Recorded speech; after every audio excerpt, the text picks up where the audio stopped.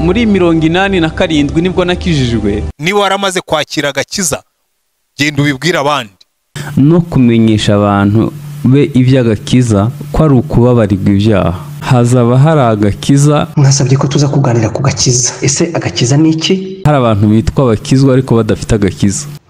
Muraho tubahaye ikaze kuri itabaza ry'agakiza, mwadufasha kwamamaza ubutumwa bwiza hirya no hino ku isi kubumva ururimi rw'ikinyarwanda. Itabaza ry'agakiza ni YouTube channel duhuriraho kugira ngo twumve ubutumwa bwiza. Ese koko nta bantu muziranye badakijijwe? None nimba muziranye wowe ukora iki kugira ngo bamenye ubutumwa bwiza se? Mwereke link ya YouTube channel bita itabaza ry'agakiza, hanyuma yumva ubutumwa bwiza akizwe, urabukoze umurimo. Murakoze. Share, comment, subscribe, byose birakenewe. Ni mu ruhande rwawe kugira ngo ubutumwa bwiza bw'umwami Yesu Kristo bwamamare kugera ku mpera y'isi.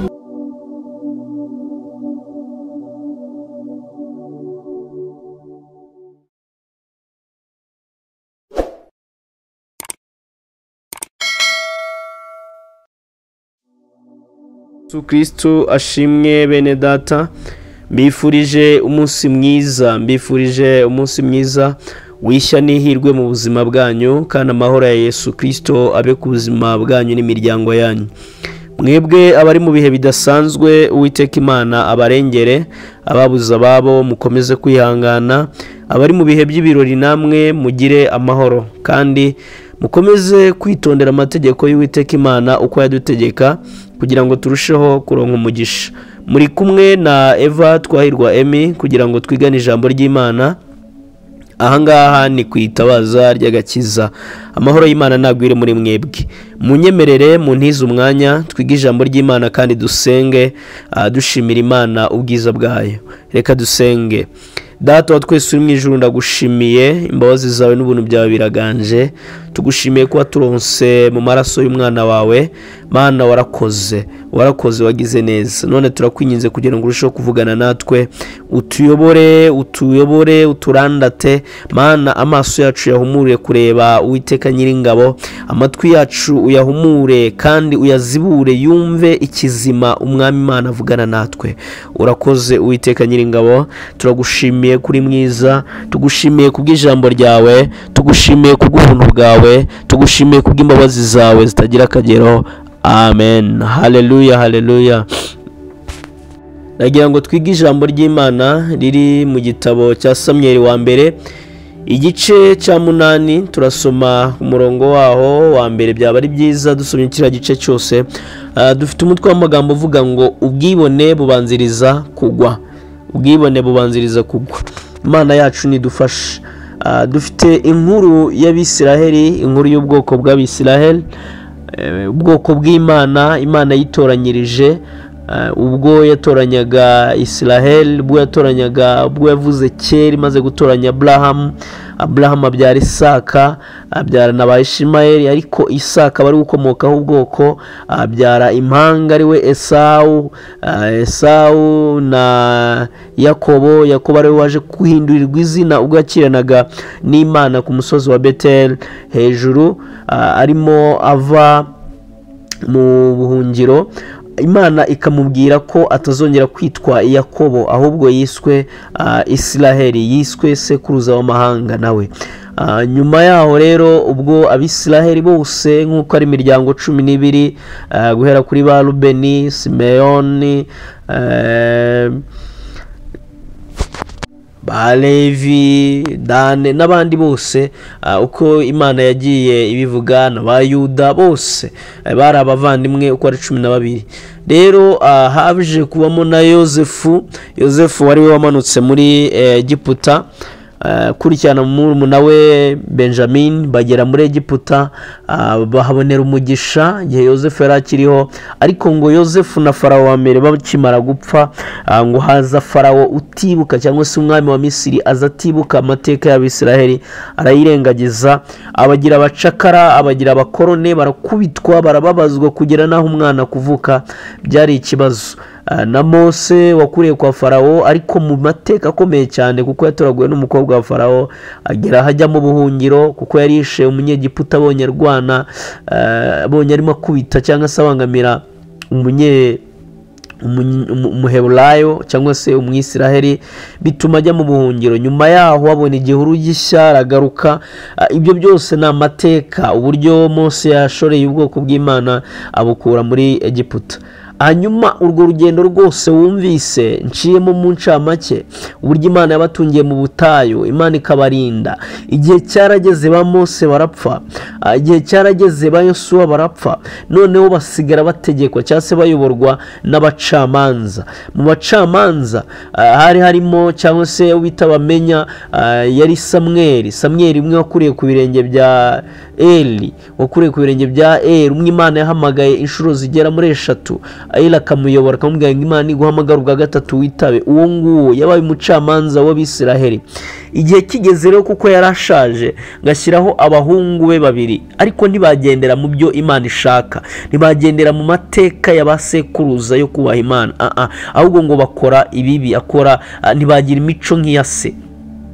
Bityo Abisiraheli bayoborwaga n'abacamanza, barangije baravuga ngo oya, kubera ko abahungu bawe Samweli batagendera mu mategeko y'Imana, kubera yuko batitondera amategeko, kubera ko tubona batagendana ingeso nk'izawe, noneho dushyirireho umwami atuyobore, duse n'amahanga natwe duse nk'abandi, ajya tujya imbere mu ntambara, aba ari we twimika. Imana yatugendaga imbere, ahubwo turashaka ko umwami twimikira umwami akatugenda imbere.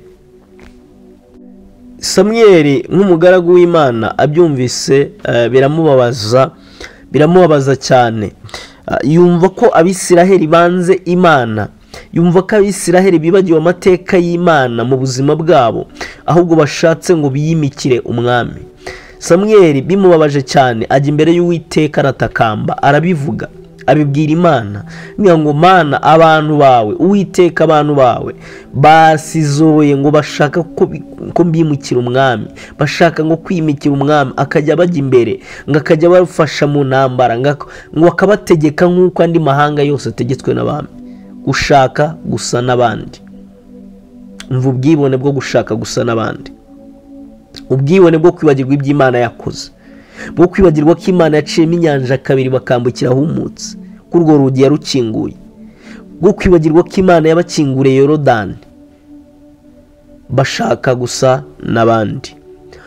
Ibyo ngibyo Imana irangije ibwira Samweli, arabwira ngo ibyo bakubwira ubikore, genda ubabwire uko umwami azabagenza, azabakubita, azabagira abacakara, azabagira abasirikare bajye bahagara imbere y'amagare, abakobwa azabagira abagaragu n'abaja, azabagira abavuzi b'imitsima, azabagira abahinzi, abandi bagira ingabo, mbese azabatera kuruha no kuniha, azabatera kurira. Genda ubasobanurire ibyo ngibyo, ubabwire yuko bazahura n'akaga gakomeye, kuko banyimuye bakemera kwimika umwami, bakemera kwimika umwana w'umuntu ngo abe ubayobora. Genda ubabwire ibi bintu, ubabwire yuko atazabagwa neza, ubasobanurira amateka y'umwami bashaka kubimikira uko azaba ameze, kuko Imana yacu ari Imana ireba ibihe, ari nyir'ibihe, idakangwa n'igihe. Iyo ibiza hahise n'ahazaza, iyitegereje ahazaza irebye neza, ibona ngo uko bizaba bimeze ni ibibazo bikomeye cyane. Iravuga ngo mugende mubabwire ibi, mugende mubabwire uko bimeze, mugende mubabwire uko bizagenda, genda ubabwire. Samweli ngaragenda arabibasobanurira byose, arabibabwira nta kimwe asize inyuma. Baramubwira ngo oya, twimikire umwami, turashaka umwami, wowe twimikira umwami, ibi ni ntibikureba, turashaka gusa n'andi mahanga, natwe tukayoborwa n'umwami. Can imagine? Samweli abyumvisha arababara, ngasubira imbere y'Uwiteka aramubwira ngo ba bantu wambwiye nabibabwiye ariko babyanze ngo bashaka umwami. Imana irangije aramubwira ngo ibyo bakubwiye bibakorere gutyo, bimikira umwami. Hari umugabo w'intwari wo bitaga Akishi wo mu muryango wa Benjamin, yari afite ngo umusore mwiza cyane. Ijambo Bibiliya iravuga ngo muri Isiraheli n'abamurushaga ubwiza, ngo nta n'uwamusumbaga mu Bisiraheli bose bamugeraga ku rutugu. Uwo nta wundi ni Sawuli. Ngo abura indogobe zase, mu gihe yari arimo kuzishaka, Imana aba ari witunga inkoni, Samweli ajya kumwimika, amwimika nk'umwami twihuse. ariko nkamaze kumwimika nk'umwami, ibyo yabakoreye yabagenjeje kwa kundi Imana yavuze ngo uko yabagenjeje niko Imana yari yarabivuze, gushaka gusa n'abandi. Umva uko Abisiraheli babivuze. Abisiraheli ngo bashaka gusa n'abandi.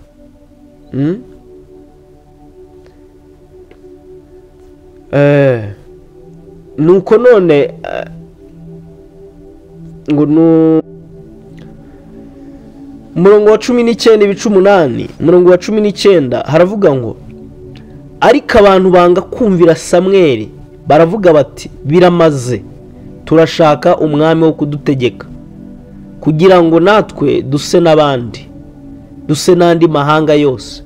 Umwami wacu ajye aducira imanza, ajye atujya imbere, aturengere mu ntambara zacu. Nuko Samweli amaze kumva ayo magambo yabo bantu yose, abisubiriramo Uwiteka uko bingana. Uwiteka asubiza Samweli ati bumvire ubimikire umwami. Nuko Samweli abwira Abisiraheli ati umuntu wese nasubire mu mudugudu we. Imana idufashe.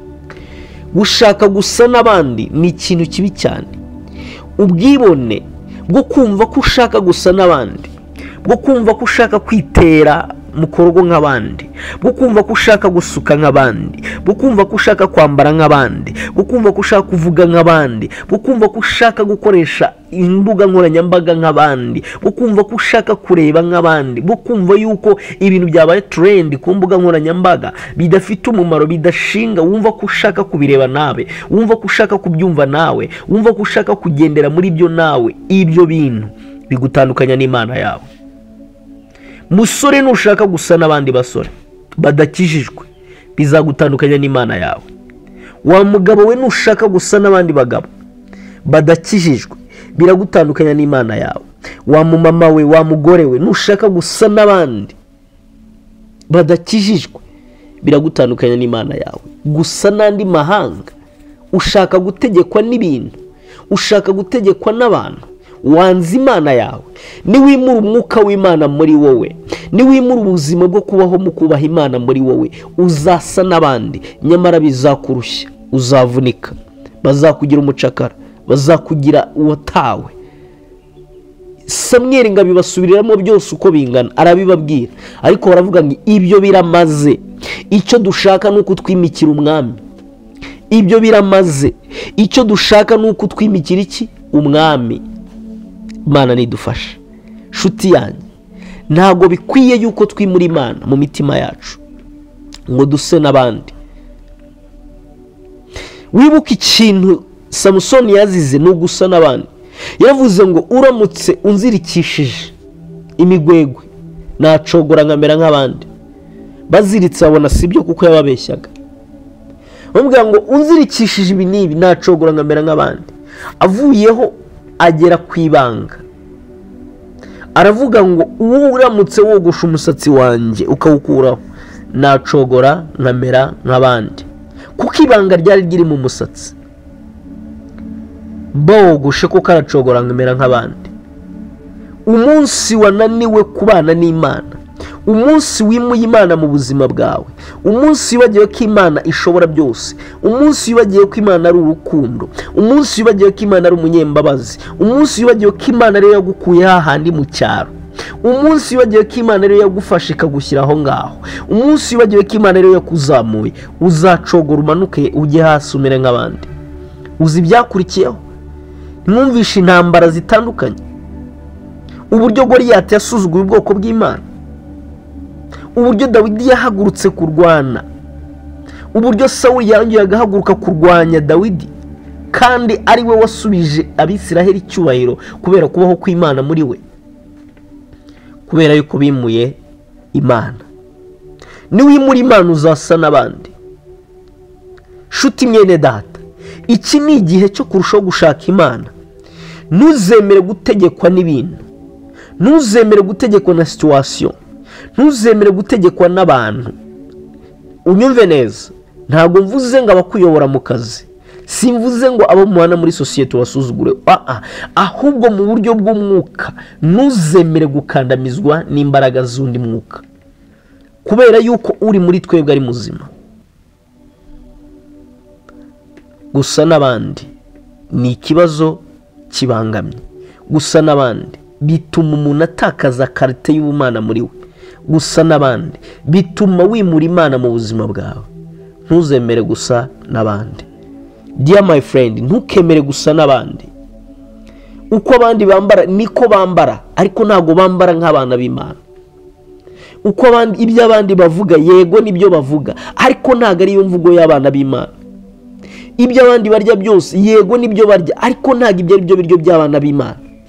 Ibyo banywa byose, yego nibyo banywa, ariko ntago ari byo biryo, sibyo binywebwa, sibyo biryo by'abana b'Imana. Aho bajya naho bicara no mu ruganiriro babamo, yego niko babikora, ariko ntago ariko. Abana b'Imana bayoborwaga n'umucamanza, akabacira imanza kuko yahabwaga ubwenge n'Imana. Barangije baravuga ngo turarambiwe. Ntibavuze ngo kubera ko aba bana bawe batagendera mu ngeso nk'izawe, dushyirireho abandi bacamanza kugira ngo Uwiteka akomeze atuyobore. Baravuze ngo twimikire umwami adutegeke kugira ngo duse n'andi mahanga. Urashaka gusa n'abandi? Nimba ushaka gusa n'abandi, ubwibone cunga neza butazamuka muri wowe. Ubwibone bwazamuka ukumva ko ushaka gusa nk'abandi, ukumva ko ushaka kuvuga nk'abandi, ukumva ko ushaka kugenda nk'abandi, ukumva ko ushaka kureba nk'abandi. Ndabyizeye na nimubikunda kuko ari bivugo, ariko kuri. Ariko nagira ngo ubwire ngo ubwibone bwawe buzatuma utandukana n'Imana yawe. Ubwibone bubanziriza kugwa, kugira ngo Abisiraheli bagwe bajye mu myobo kwihisha, kugira ngo Abisiraheli bagire ubwoba bwo gutinya Goliyati, kugira ngo Abisiraheli bagire ubwoba bwo gutinya umwanzi wabo, ni ukubera ko babanje kwimura Imana muri bo, bakimika Sawuli muri bo. Sawuli bakamuririmba nk'umwami wabo, nyamara uwari umwami wabo, uwari Imana yabo, Uwiteka, baramwimura. Baravuga ngo turashaka gusa n'andi mahanga. Nyamara andi mahanga yabatanze muri ibyo bintu, andi mahanga afite imana zabo bizera, birangije bibaviramo amazi nk'ibisusa. Imana igufashe mwene data, ntukifuze gusa nk'abandi, ntukifuze gukora nk'abandi, ntukifuze kureba nk'abandi, ntukifuze kugenda nk'abandi, ntukifuze kurya nk'abandi, ntukifuze kunywa nk'abandi. Ngo nawe inzoga runaka yakubera. Oya, uri umwana w'Imana, uri umunaziri w'Imana, ufite ibanga ry'agakiza. Ntuzemere ko umwanzi Satani umumenera ibanga ngo akogoshe umusatsi. Mu izina rya Yesu Kristo hari ubuzima. Nimba ushaka umugisha, gumana Imana. Nimba ushaka umugisha, komeza Imana. Nimba ushaka umugisha, tumbira Imana. Nimba ushaka umugisha, emera Imana ikuyobore. Nibwo uzagera kure heza kandi habaho hashoboka. Haleluya. Imana yo mu ijuru baheze umugisha. Mbifurije ishya n'ihirwe. Mwari muri kumwe na Eva Twahirwa Emmy. Yesu Kristo abahire. Ciao ciao.